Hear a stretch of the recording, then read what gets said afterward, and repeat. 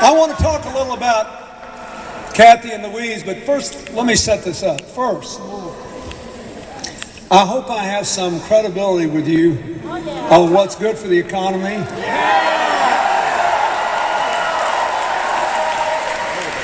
And how to balance the budget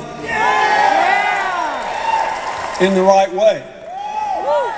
We didn't just have nearly 23 million new jobs, we also had the only period in more than 30 years when the bottom 20% and the second 20% and the third 20% of earners incomes went up in percentage terms as much as the top 20%. It hadn't happened before, it hadn't happened since. And 100 times as many people worked. No, Governor Romney, were given, worked their way from poverty into the middle class in those 8 years as in the previous 12 years. I mostly do my foundation work now in America and around the world. I work with Republicans and Democrats and independents on healthcare issues, on economic issues, on energy issues, and half the time I don't know who's who because we're all working on what works. And I can tell you this, after 12 years as a governor, 8 years as president, and all these years since, I know what works. What works is when you've got a good economy and a good government and they're working together at the community level, at the state level, at the national level. That's the only thing that works. What works is an economy that focuses on removing all the barriers to growth caused when kids drop out of school, people drop out of college, when there's too much poverty. What you have to do is to grow the middle class, give poor people an honorable way to work their way into it, and the rest of us will do just fine. Trickle-down economics does not work. It fails over and over again. What works is when we recognize we're all in this together, not you're on your own. What works is when we recognize that nobody's right all the time, so we favor cooperation over constant conflict. So that's what works. So you just got to decide whether you're going to on what works. Now let me just tell you, when Kathy Hochul won, I was over the moon because it was a tough district, and the Republicans in New York may be a dying breed. They're actually some moderate Republicans up here. Yep. I loved President Eisenhower. He built the interstate highway system, helped my state get out of the ditch, passed the National Defense Education Act, helped me get an education. I paid back every penny of it. And when the governor of my state shamefully defied the Supreme Court order to integrate Little Rock Central High School, Dwight Eisenhower nationalized the National Guard and used the power of government to guarantee an equal education to kids without regard to their race. Where have they gone? Look, these two fine women would not have a race but for all the money that's being spent against them. And a lot of it comes from these secret super PACs. One of them is run by Karl Rove. You all remember Karl Rove? The real opponent of Kathy Hochul, the real opponent of Louise Slaughter, is Karl Rove. We ought to write his name in instead of the Republicans. Now you remember what a great economy they gave you, don't you? You got to follow the money here, folks. One of Clinton's rules of politics. When somebody tells you it's not a money problem, they're always talking about somebody else's problem.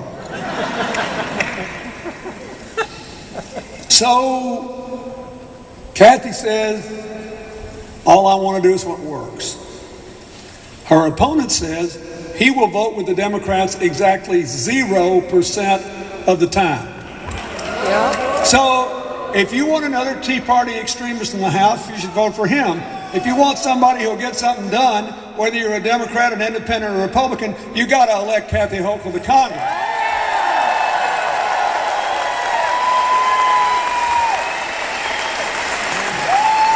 Let's talk about some of the practical consequences to these races.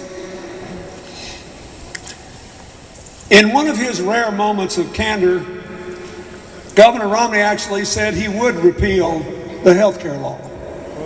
How terrible it was.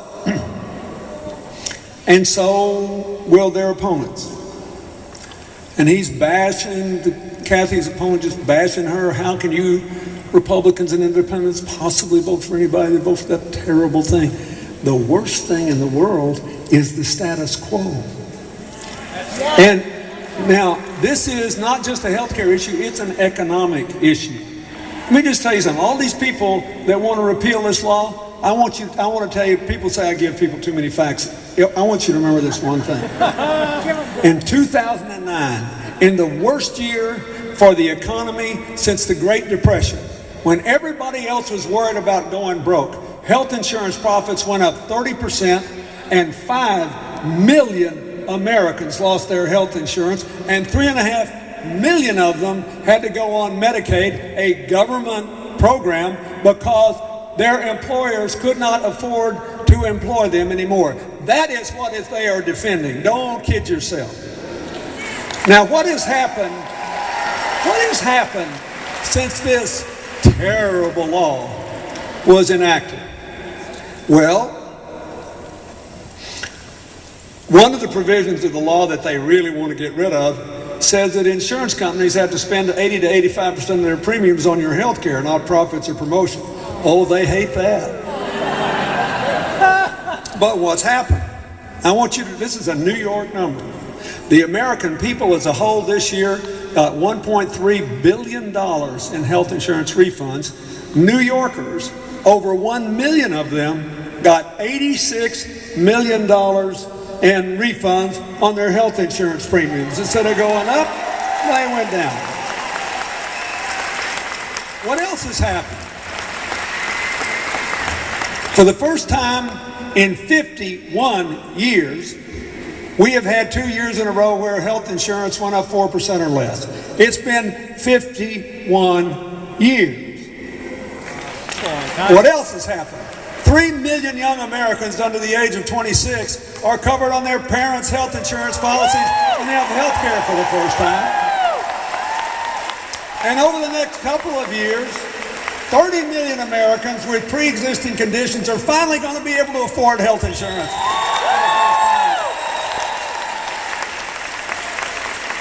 But it's an economic issue. If we keep going, people might start getting a pay raise. Here's the cover. Can you believe Governor Romney finally discovered that for 30 years, except when I was president, middle-class incomes have been flat? Good for him, but look at the headline. This is USA Today. This is not an arm of the Democratic Party. And finally, they noticed something I've been trying to tell people for years. Job benefits growing faster than wages. But the subheadline is stingy pay raises offset by more health insurance costs. One big reason that people haven't gotten a pay raise in more than a decade is that health care costs have gone up 3 times the rate of inflation. The health care bill gives people all over America, insurers, the incentive to pay people for performance, not for procedures. And we can finally bring health care costs in line with inflation so we can compete, hire more people, invest more in new technology, and yes, give people a pay raise. You don't want to repeal this law, folks. You do not want to repeal this law. Is it perfect? No. There has already been, in a rare moment of bipartisan cooperation, because we Democrats don't think we're right all the time, they have already cleaned up the small business reporting requirements, which were too onerous. It passed with an overwhelming bipartisan agreement. Why? Because we don't think we're right all the time. But that's not enough for them. They want to repeal it. And look what they want to do to Medicare. No. Oh, they say the Democrats robbed Medicare of $716 billion. Gutsy claim, since Paul Ryan had exactly the same number in his budget. As I said at the Democratic convention, it takes some real brass to attack somebody for doing what you did.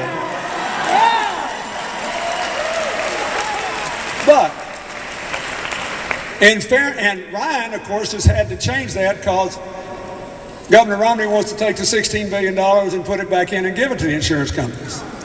So let's look at what happened. Did the Democrats and the president cut $1,716 billion from Medicare? No. Did any beneficiary use anything? No. What happened? A panel of doctors and other people who study this stuff said, you've got too much inflation written in here. We're getting better at delivering health care. We're going to bring the inflation rate down.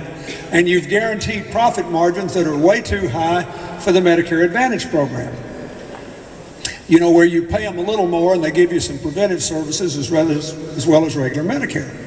So they took that money and they closed the donut hole, which thousands of New Yorkers fall into.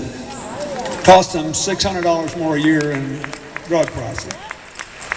And they made it affordable for insurance companies to give health insurance to families with pre-existing conditions. And look, this has already been done. So if it was the end of the world, all the stuff that Governor Romney says,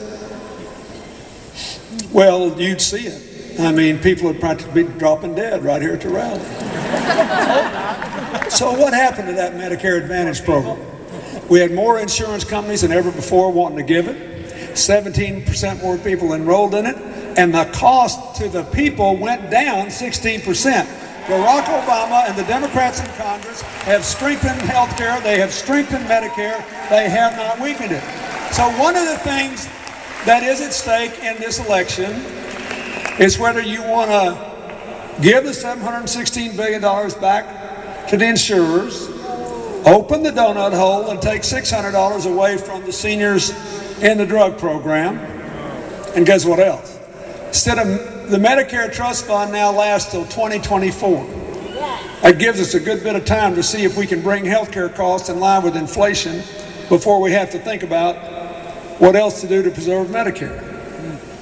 Under their plan, the Medicare Trust Fund would go broke in 2016, just 4 years from today, which would give them their wish to privatize Medicare and voucherize it. Now, here's what's the matter with that, folks. No. Practical terms. Let's not talk about government versus private. Practical terms.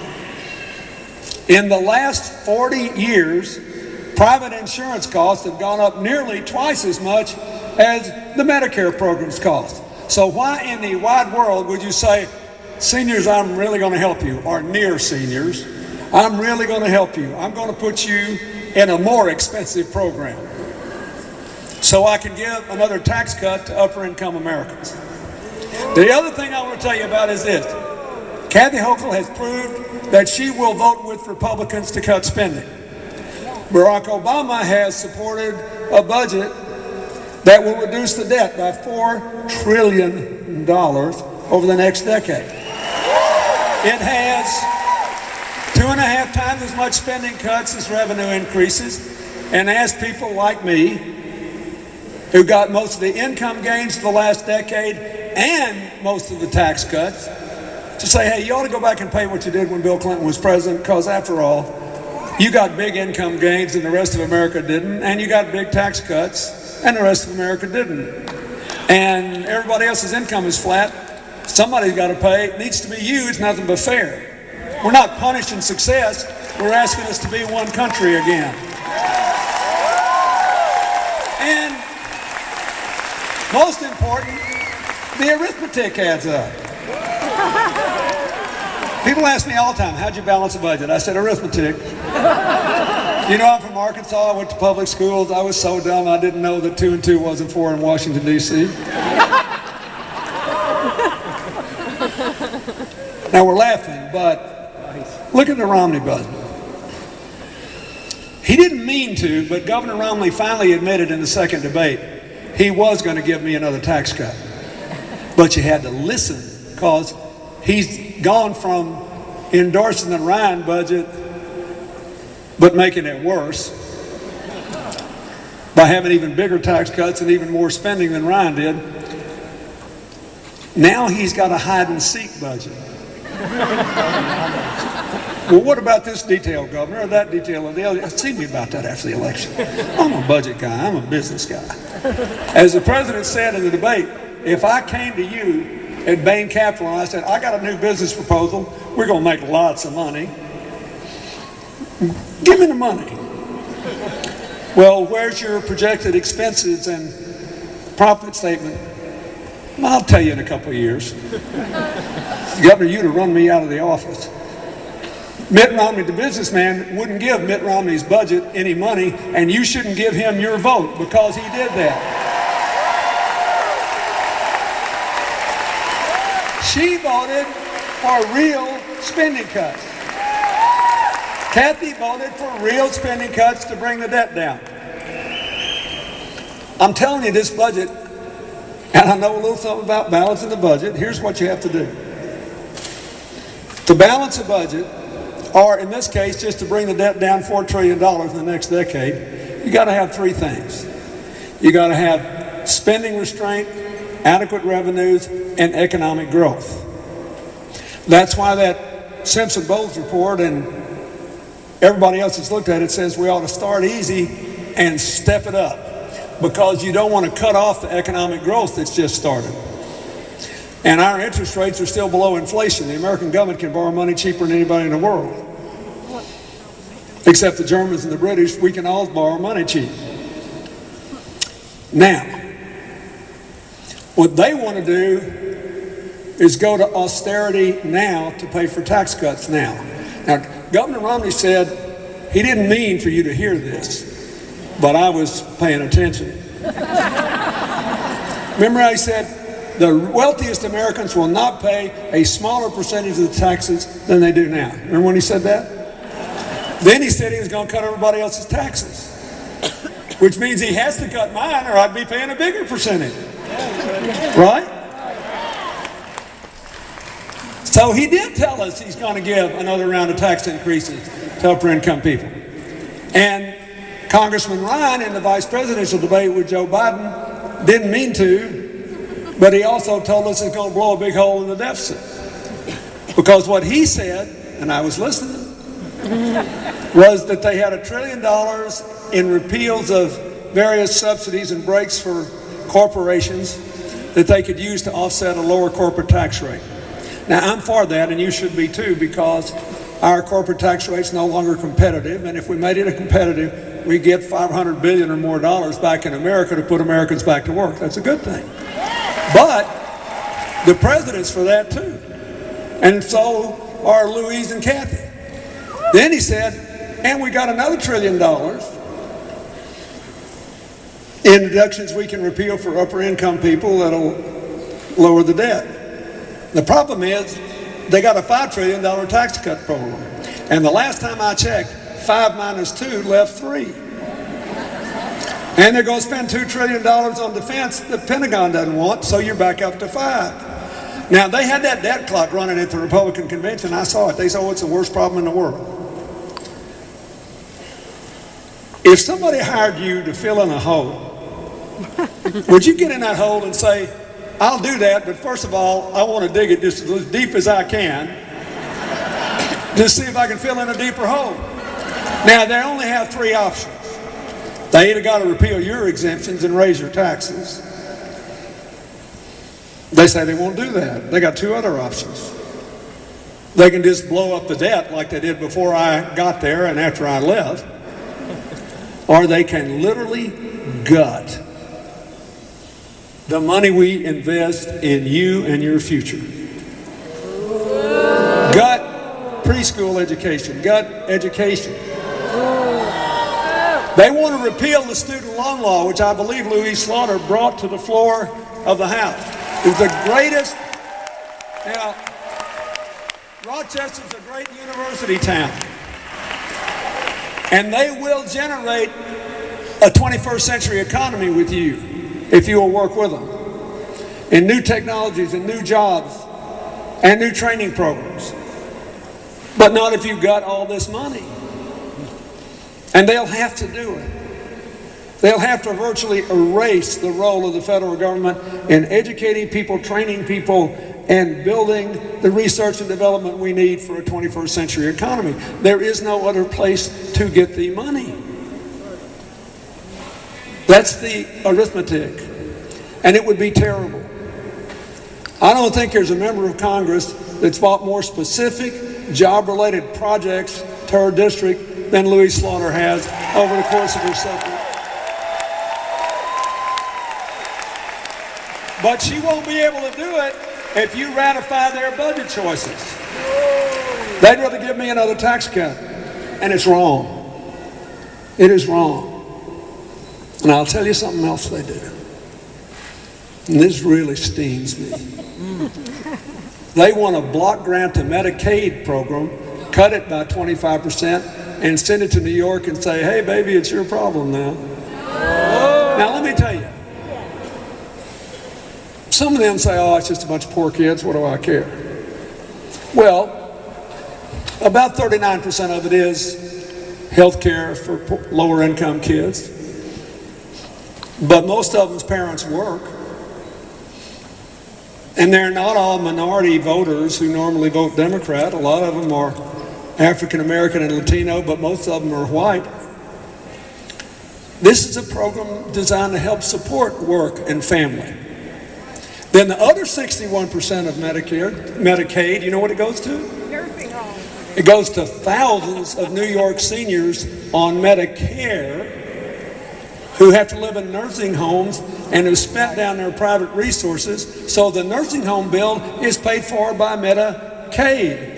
You really want to be the one who picks the 25% of them that get thrown out of the nursing home? That's what's in the Ryan budget.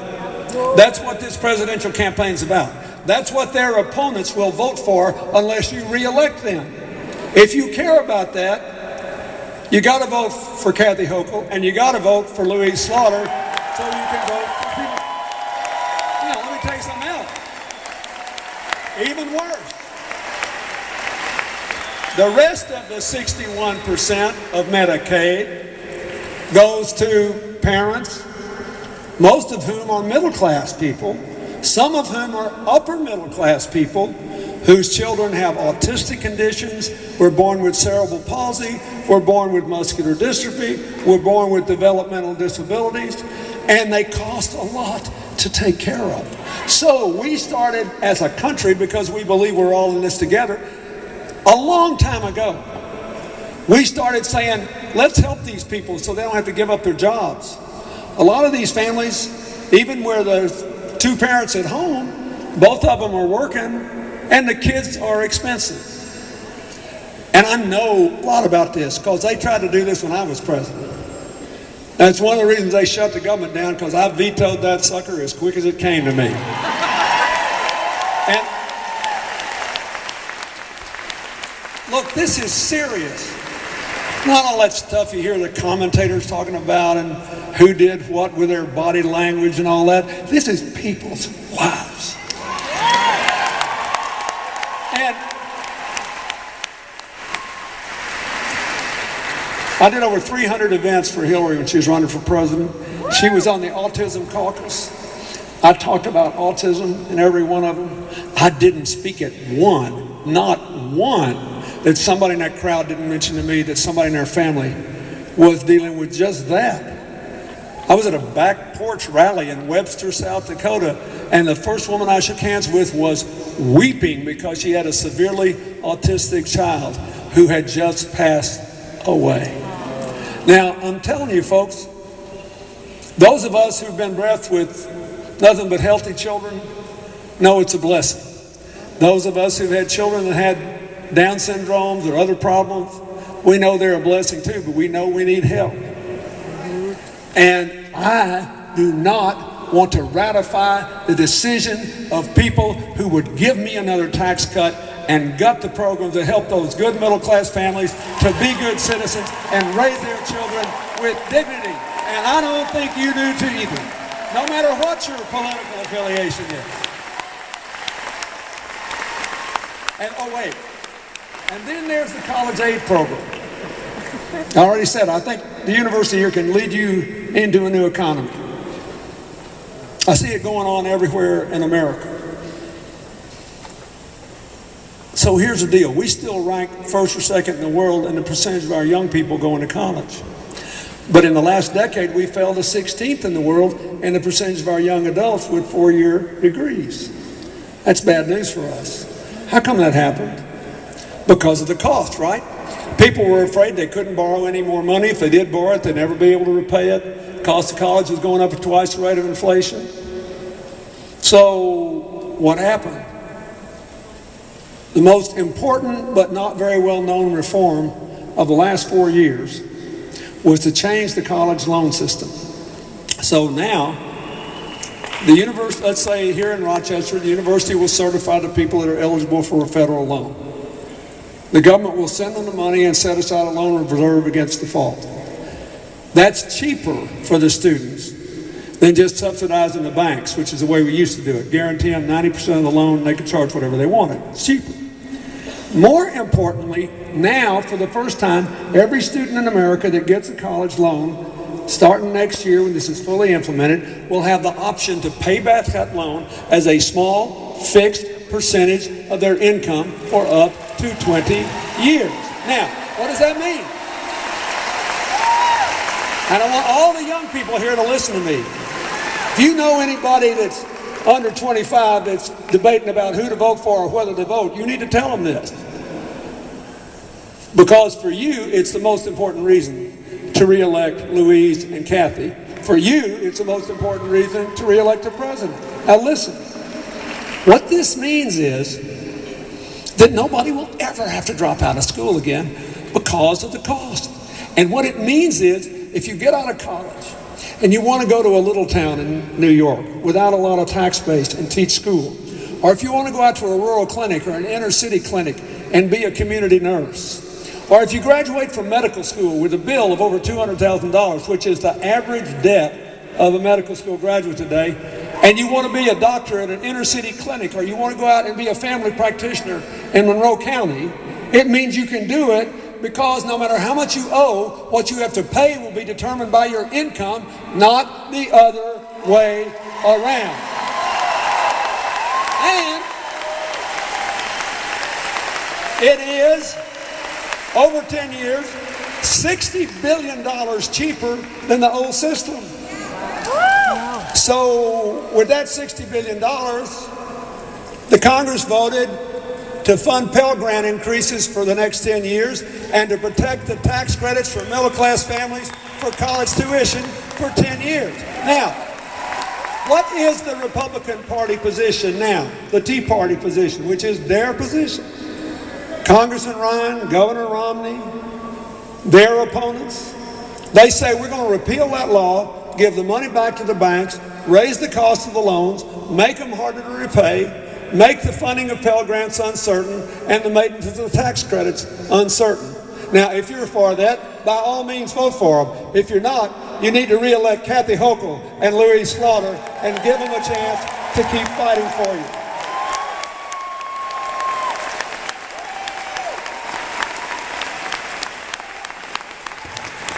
I just want to say one other thing. It means a lot to me. Louise talked a little about her record and the Violence Against Women's Act, which is an important thing that I pushed. But you need to know that while she was a great grassroots representative, all these years she'd taken care of things, and you all clapped, so you know about all